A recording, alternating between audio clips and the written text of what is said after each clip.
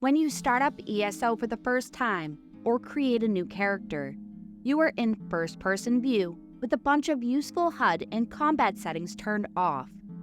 In this video, we will go over some simple settings changes that can make the game just feel better, especially if you're playing without add-ons. The first thing you will want to consider changing is your field of view.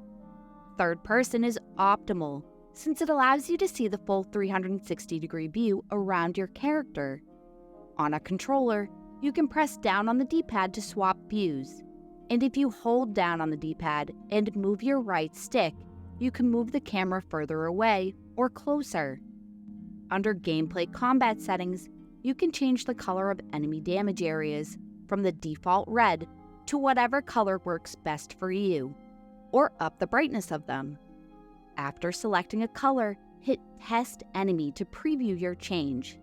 This setting will carry over from character to character, unlike most others. Also under these combat settings is Quick Cast Ground abilities. By default, this is set to automatic, but you should have it set to on. The reason for this change? When you're using an ability that lets you select its placement, you only need to press the button once for your skill to fire where your crosshair currently is, instead of twice, once to select its placement and once to fire it. This makes casting skills and finding a smooth skill rotation much easier. Have you ever wondered how everyone grabs their drops so fast while you're still looking? This is the auto loot option. When you pick up drops, they will automatically be added to your inventory. The downside, you'll end up with a bunch of junk in your bag too.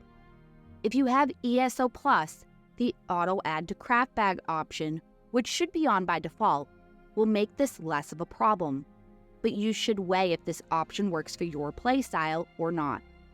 The last two settings in this menu to consider changing are centered around crime, prevent attacking innocents, and prevent stealing placed items.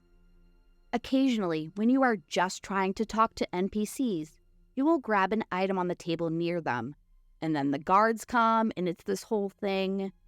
You can prevent accidentally picking up these items altogether.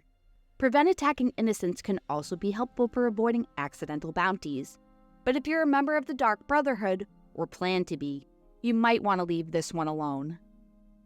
The combat settings menu has a bunch of useful HUD settings.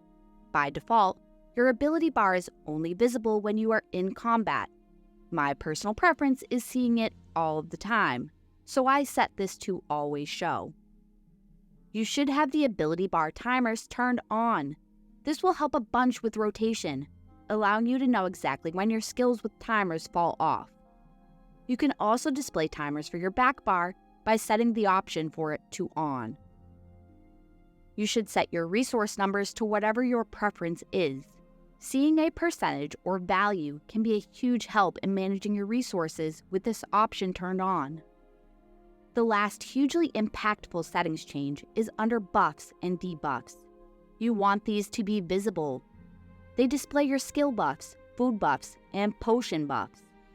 I turn off permanent effects and group effects, but this is personal preference. Being able to see when food expires without needing to open menus is especially useful. There are a bunch of other useful settings buried in the menu, so experiment with what works for you. In a recent update, ZOS added a toggle for automatic quest tracking. If you've played for a while and wondered why your quests were no longer active when you picked them up, this toggle is to blame, with a default of off. Thanks for watching. If you liked this video, don't forget to hit the thumbs up and subscribe for more videos like this one.